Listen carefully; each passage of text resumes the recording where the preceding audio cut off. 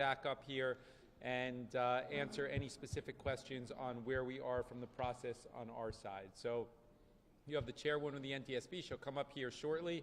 She's right out there. She'll answer any questions, tell you what's going on. Then we will resume from the city side, answer any questions separately. So we'll ask you guys to separate those two components out with regards to questions. I think Kim is providing you right now the names of the individuals and confirmation for those of you that don't have that. So we'll give it a minute, and the chairwoman of the NTSB will come in, and then we'll take it from there afterwards, okay?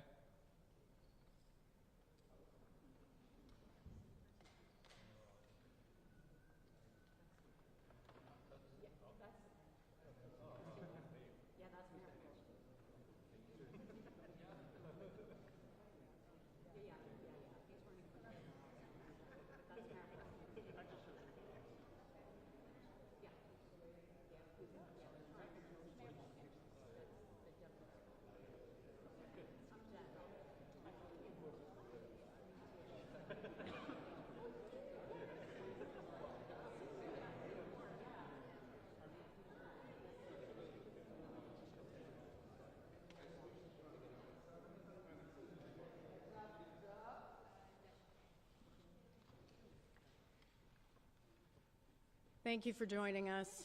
I'm Jennifer Homendy, and I'm chair of the National Transportation Safety Board.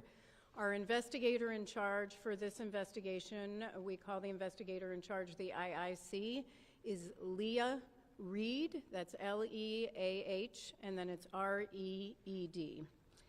The National Transportation Safety Board is an independent federal agency that's charged by Congress with investigating every civil aviation accident in the United States and significant events in all other modes of transportation.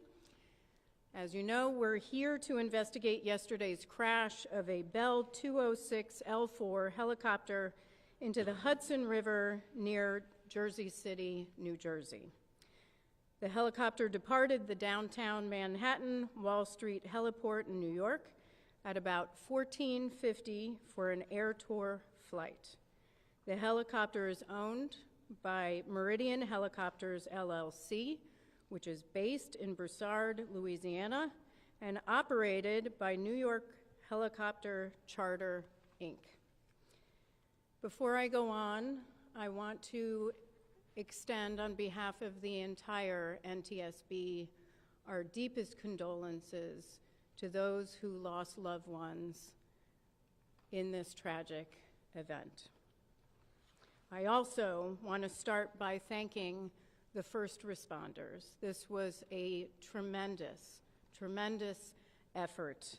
And I want to thank specifically, first and foremost, the mayor for allowing us to be here in City Hall and do this press conference, and for all the support that you've given us and the team.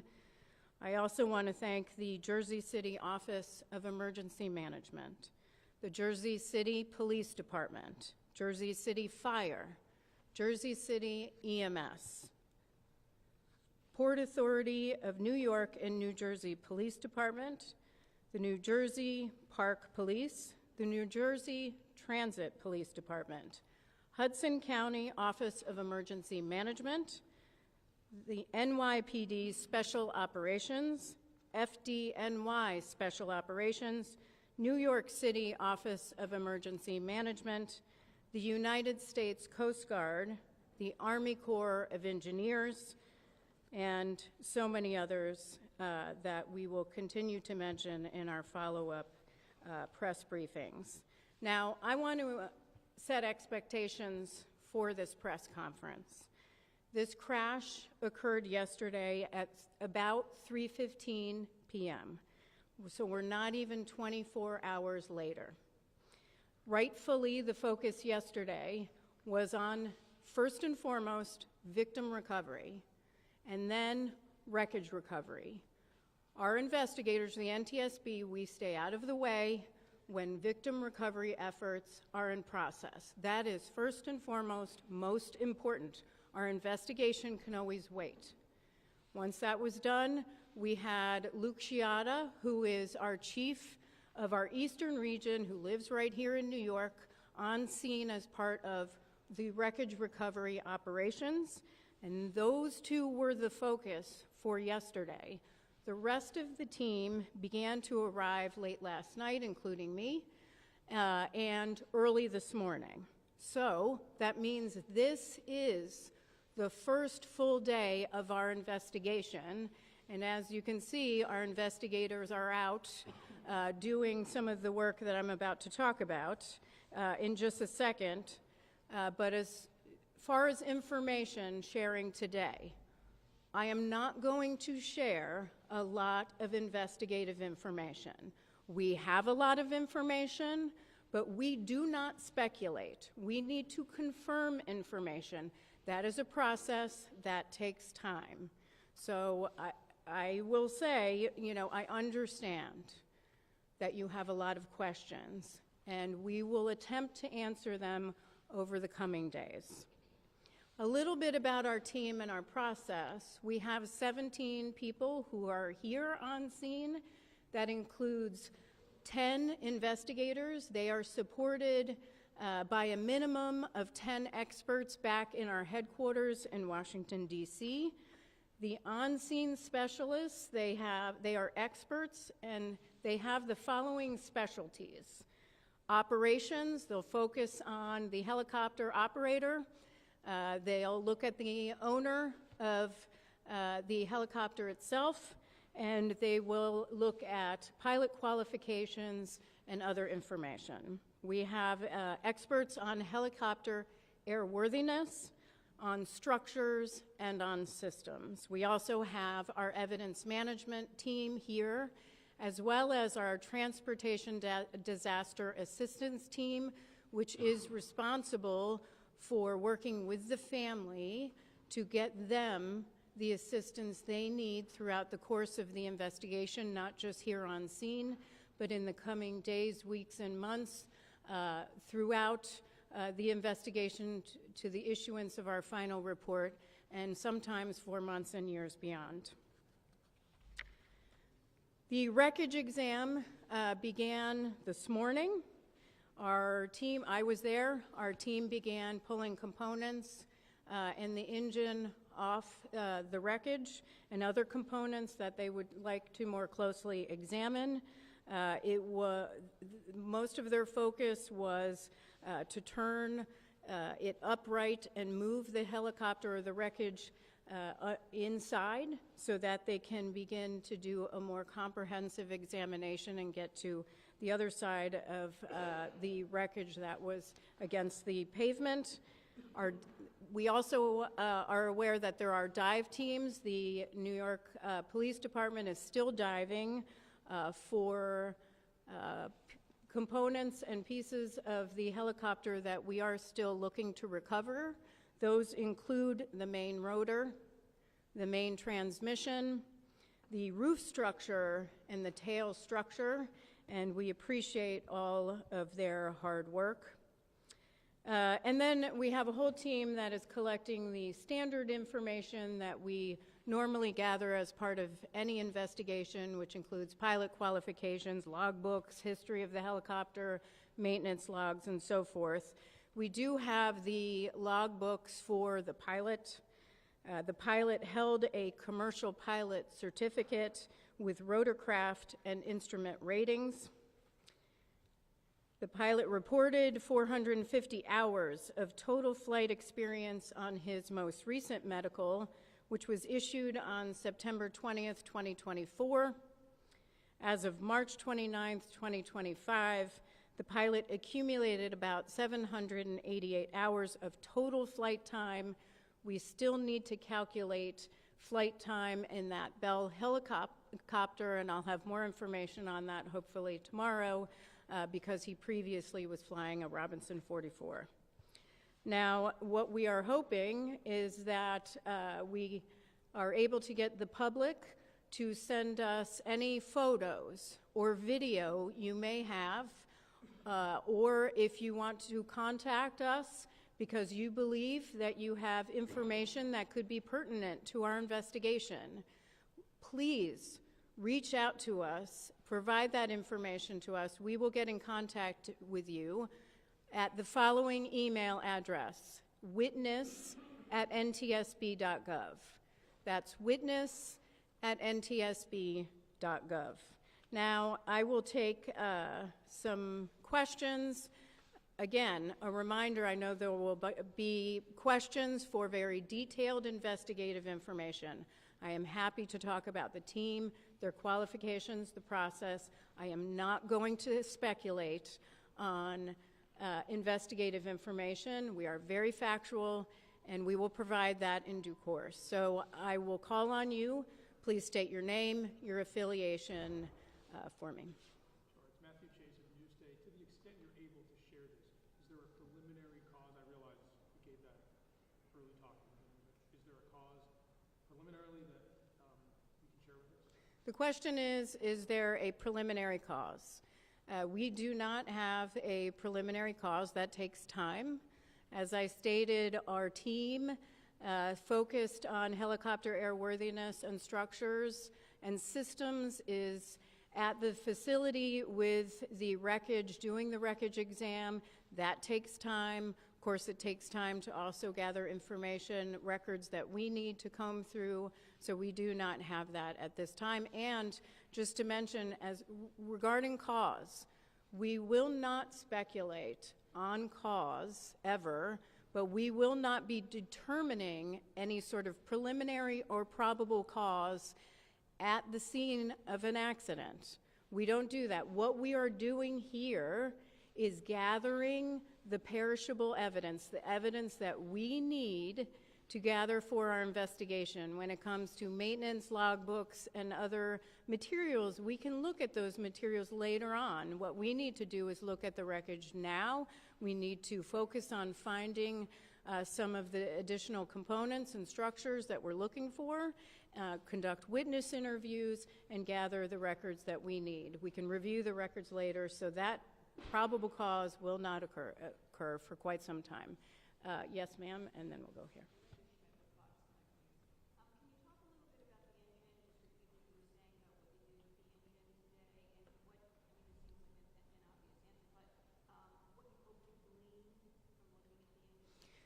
So the question was what we were doing with the engine. Nothing that we would not normally do as part of our standard investigation, where we would have wreckage and we'd start separating some of the components that we always look at. That's standard in our investigation. Of course, we'll have a team that always looks at engines or power plants to evaluate them as in standard course of our investigation. So nothing in particular.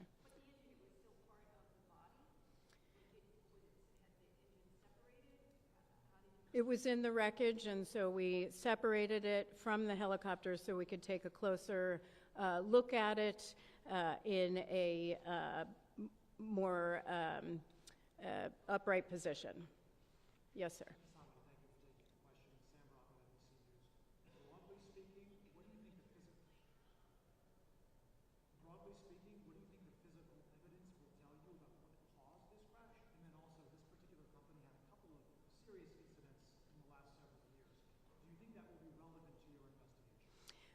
The question is, what will us looking at as part of this investigation on scene tell us about cause, and what will we be looking at related to the safety history as part for this particular helicopter company? First of all, we always look at safety history. That's a standard part of all of our investigations, so we'll collect that. Not just from the Federal Aviation Administration, that is a party to every single one of our investigations, but we'll also ask those questions in interviews and get other information that will help us get a very broad view and detailed information about the safety history of this particular operator and also the owner of the helicopter itself. With respect to what will it tell us on scene about our investigation, the evidence right now, everything is on the table. We don't rule anything out. We take a very detailed and comprehensive view, and it's way too early in the investigation. It will be too early on scene. That's much later in the investigation. Yes, ma'am.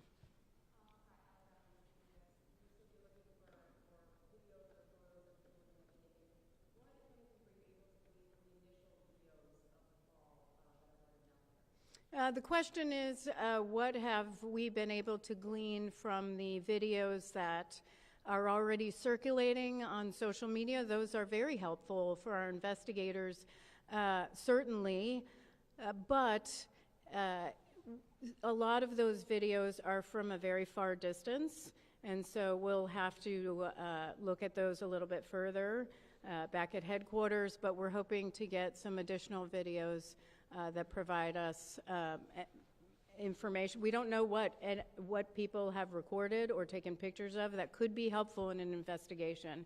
We have found in past investigations, and I'm just thinking of one that I went to in Ketchikan, Alaska, a mid-air collision where photos from somebody who was on board one of the airplanes helped us significantly in our investigation. So it can be very key parts of our investigation. So for anyone who didn't hear my previous request, please send us any sort of videos or photos or information you'd like to share with us at witness@ntsb.gov. Yes, ma'am.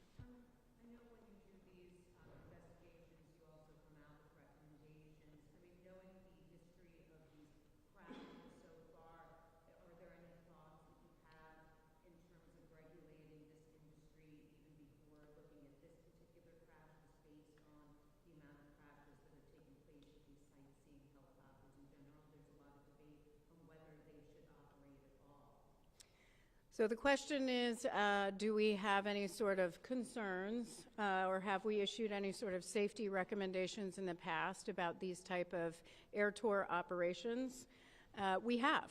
Actually, we did. So this particular operator was governed under Part 135 of the Federal Aviation Regulations, but this particular operation was under Part 91. All air tours are.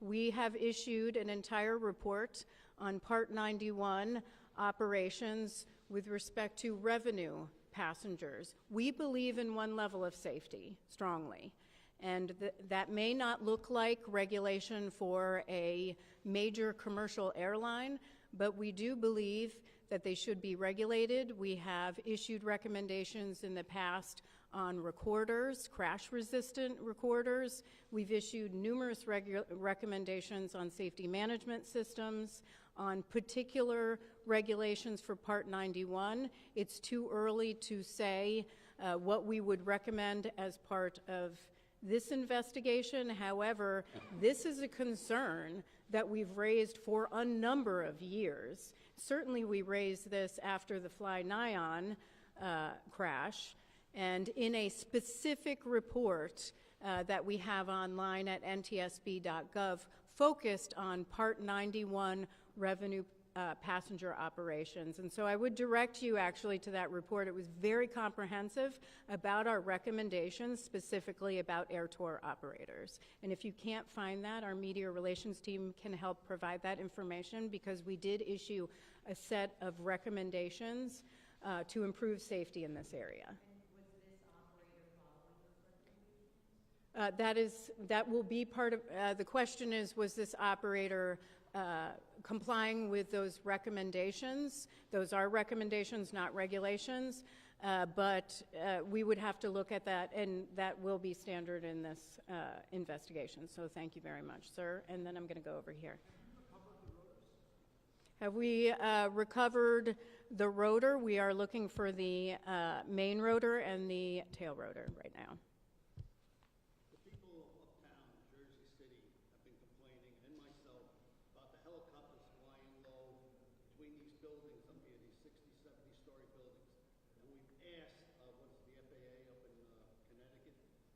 Get them the heck out of here and let them fly down the Hudson River. I'm telling you right now, if something isn't done, there's going to be a disaster where they're going to crash into one of these buildings or crash into the neighborhoods up there. They're annoying, and people have been asking and asking and asking, and nothing has been done.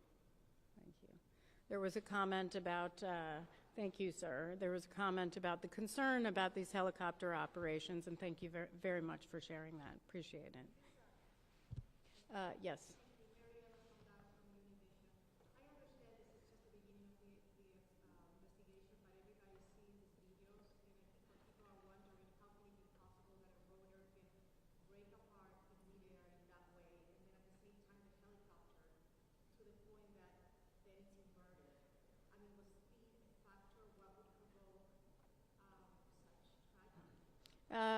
The question is, what would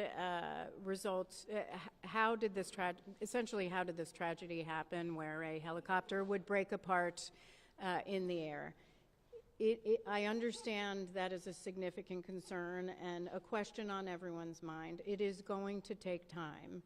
We need to do a very thorough examination of the wreckage to determine what occurred first and how that occurred. Once we have that, we'll be able to release that to the public. More questions? Yes. Sure.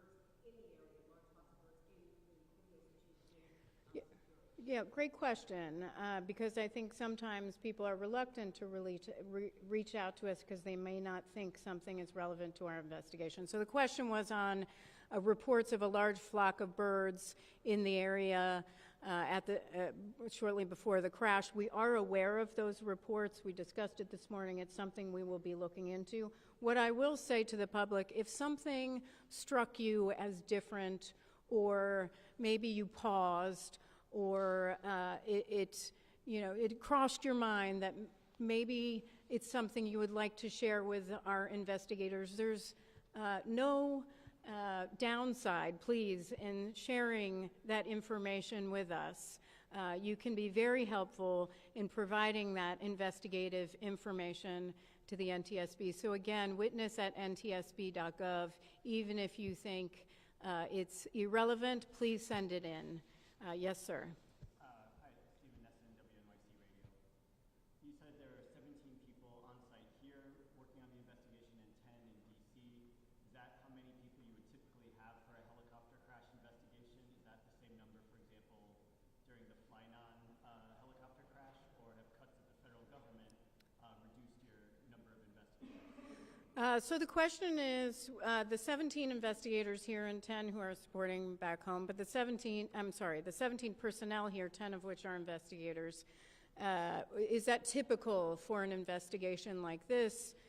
How would it compare to Fly-Nyon, and would it be less as a result of any sort of cuts to the agency? First of all, let me address the agency. We have not experienced any personnel losses other than typical retirements in our agency. Our agency has been provided with, by the administration, thank you, an exemption from the deferred resignation program. We got a hiring exemption for several investigative positions within each of our transportation modes, so we can bring our numbers up to help us in our investigation, and that is critical. So we have not suffered in any way. With respect to comparison on Fly-Nyon, I don't know how many investigators were here on Fly-Nyon. Certainly our media team can provide that to you. It really isn't, what I will say for our investigations is when an accident occurs, we look at what might be areas we want to look into. How many people can we send based on the rest of our workload? And because we have a pretty heavy workload right now, and that is the decision making that goes into what expertise do we need and who do we want to send. That is what feeds into that, so it might vary depending on the investigation. Okay, that is the end of questions today. What I will ask is that you monitor X, which is NTSB_newsroom, and also NTSB.gov, which is our website, which will have updates on future press conferences. Thank you so much for your time.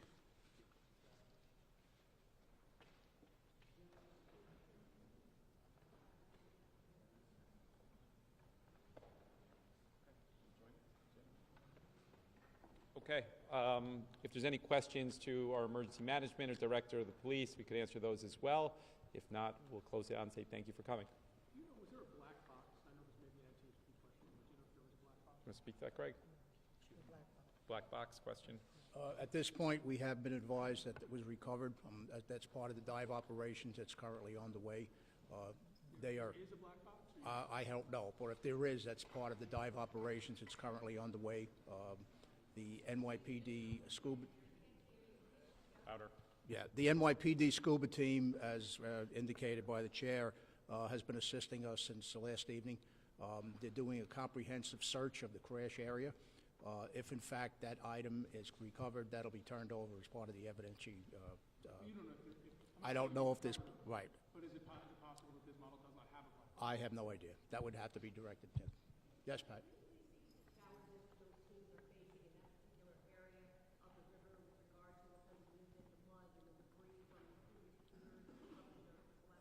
The area in question is, it's about 5 feet deep where the chopper went down. It's a very rocky substance on the bottom there. So there was challenges for the scuba people to get in there.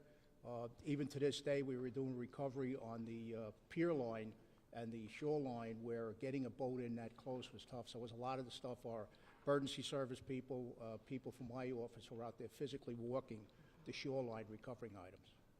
You said 5 feet deep? 5 feet deep, roughly. Yes.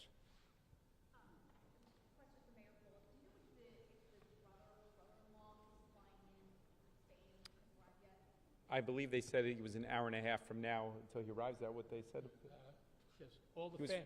he was flying in this morning, and then they said an hour and a half from. He'll be arriving about. Yeah, in about an hour from now, he'll be arriving. So the question for the gentleman from emergency management, how big is the debris field? Yesterday we saw boats spread out quite far. There was some debris found, as far north as Hoboken Terminal. How large of an area are your divers, NYPD divers, having to search? Well, that's the discretion of the Coast Guard. Obviously, they've been establishing where the dives are currently operating. The one location that they're looking at, they've discovered some information based on sonar and things like that. It's approximately 75 feet deep, so it's a pretty wide area right now. Primarily, we're in the area of the crash site and then working outward. But as the dive teams discover items that doesn't appear normal, they're marking them, and then based on the currents and things like that, they'll be back to continue their dives in that area.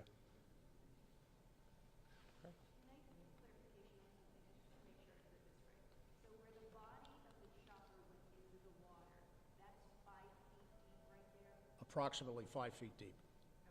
Okay, because there's that video of the blade whirling around, and that went into the water significantly further. Yeah, that's the area the water's approximately 75 deep, 75 foot. They have found some items on the floor based on sonar and things like that that are not normal appearances, and that's why they're continuing to mark that. Hudson River is a very, very tough place to dive. So we're dealing with the expertise of the NYPD, and they're going to make sure it's done safely, and we're going to recover what's down there. It may take some time, but they're going to stay there until they have to get what they have to get. Excuse me? Visibility in the water. Very, very murky. I mean, I was there last night when they were physically removing the victims. You literally can't see a hand in front of you, but they did a phenomenal job. Okay. Forgive this ignorant question, but 75 feet deep from where? From the shoreline. Greg Kears. Greg Kearse, K-I-E-R-C-E. And that's not a radius, that's Straight out. straight out. Yeah. Anything else? Yeah. Mayor, can you specify as best as possible the Jersey, whatever location on the Jersey City side the crash occurred closest to? You want to answer that, Greg, as well? You must stay with that as well. If you're familiar with the Port Authority vents down at down by foot of 6th Street, roughly, it's adjacent right to the Port Authority vent. It's adjacent right to the Port Authority pier where it houses the vents for the Howland Tunnel. Yes.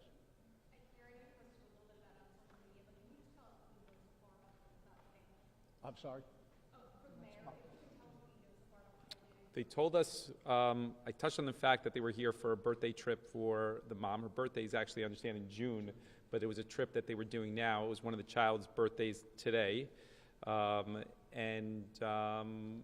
He was here for a business trip, arriving on Sunday, touring some Siemens entities in Pittsburgh, is what they told us. And then they extended the trip with the family arriving a couple days ago for the birthday portion of the trip. Birthday today or yesterday? They said his birthday, or one of the child's birthday, was today, is what they said. Yeah. Excuse me? I don't know. Yeah? Just a quick question about the birds. Forgive me, I'm not familiar with the birds in this area. Is it a typical problem that there are birds that could possibly, interact with their flight? There were three working theories. There was the birds discussion, there was drone discussion, and mechanical failure discussion. And we'll see where it goes. And again, I don't want to hypothesize, but I think as time goes on, we'll leave it at that. What are your thoughts on the regulation issue? I think that you need more regulation there, and we need the FAA to restrict the tourism on the helicopter. It's a very crowded space, and those of you that aren't familiar with it, you only could go so high because you can't interfere with Newark, LaGuardia, and JFK on the commercial airline. So you have all of the news outlets, you have the transportation, you have the tourism, all in a very, very tight space that can't go above a certain elevation. So it is very congested, and it's a very, very congested space on the ground. So it's dangerous, and as he said, had it been 50 feet more towards the shoreline, it would have landed on a walkway that is highly trafficked and not far from a playground over there close to Newport, and it's another 100 feet. It could have been in the middle of Newport Parkway. So it's a very dangerous situation. You want the bad? Yeah, I think that you need to be practical about it. Post 9/11, there was restrictions, and it seemed like it worked okay. And then over time, we've brought back those restrictions and more traffic. That helicopter did multiple tours that day already. They are very busy operators, and that probably is going to lead to questions around maintenance and all of those sort of things. And by the time it's resolved, the world will stop watching this, unfortunately, because it takes the NTSB a lot of time to get to a resolution. But there's going to be a lot of questions on how those tourist operators work, and I think there's reason to be concerned over it. Hi, Mayor. Joshua from the New York Post. The pilot has been ID'd as a Yeah. Navy SEAL vet, and I was just wondering if you've been in contact with his family.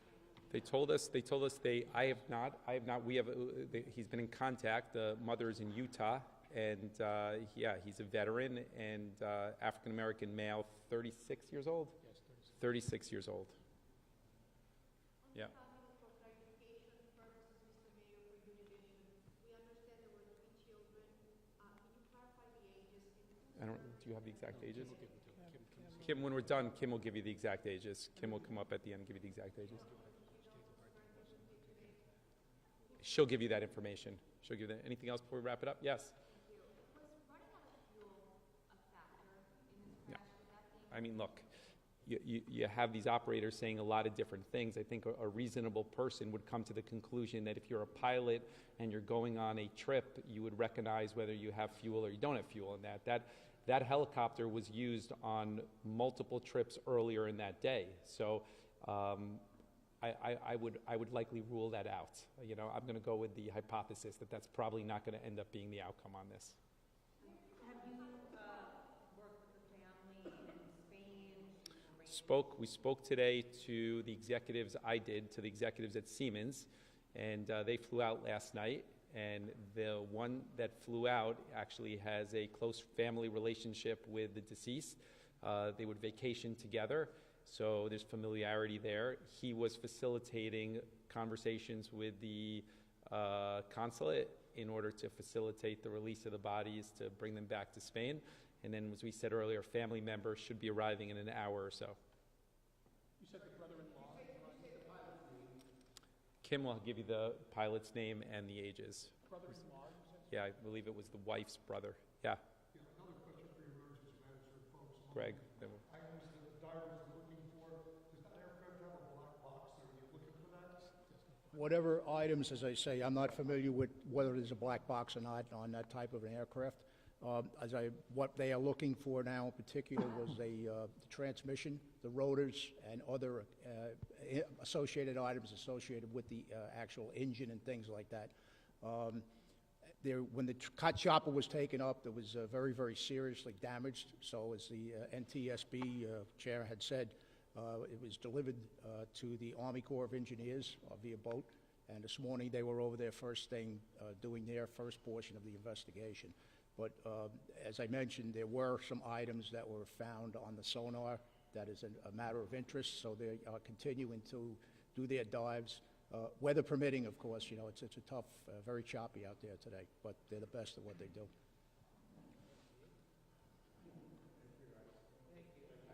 Thank you. You want to get?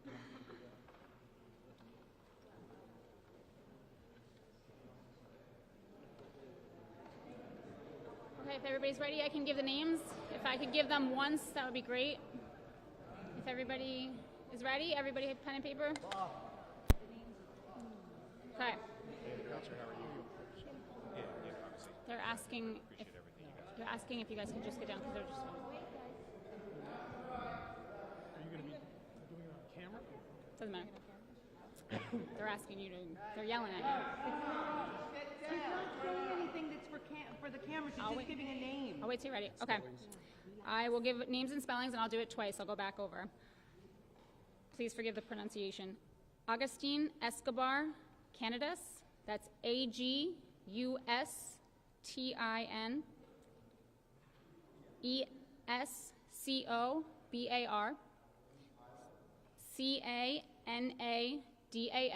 49. That's the father. Mercy Campruby Montal, MERCE CAMPRUBI MONTAL, 39. That's one word? That's three names. Mercedes Escobar Campruby, MERCEDES ESCOBAR CAMPRUBI, 9. Her date of birth was April 11th, 2016. Shawnkeese Johnson was the pilot, 36. SEANKESE Johnson, spelled normally, JOHNSON. And he's 36. 36. I can go through it again if you guys need me to.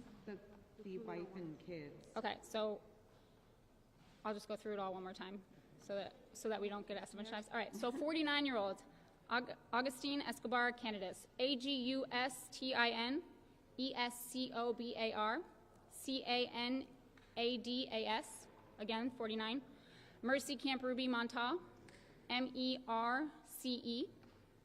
CAMPRUBI MONTAL, 39. Victor Escobar Campruby, VICTOR ESCOBAR CAMPRUBI, 4. Mercedes Escobar Campruby, I'll just spell the first name, MERCEDES. And then the pilot, Shawnkeese Johnson, SEANKESE, Johnson spelled normally, 36. Those are the names that I have right now. There's 3.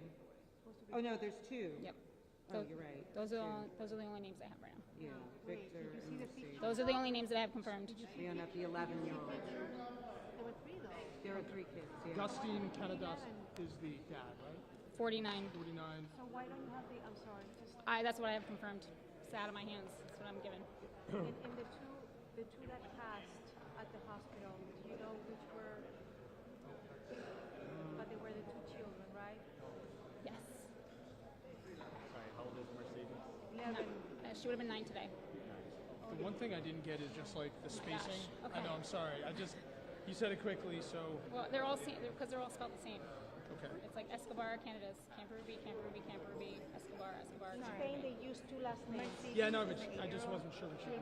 So, Okay. And that's how it's spelled, right? Yes. Thank you. Escobar Camprubi.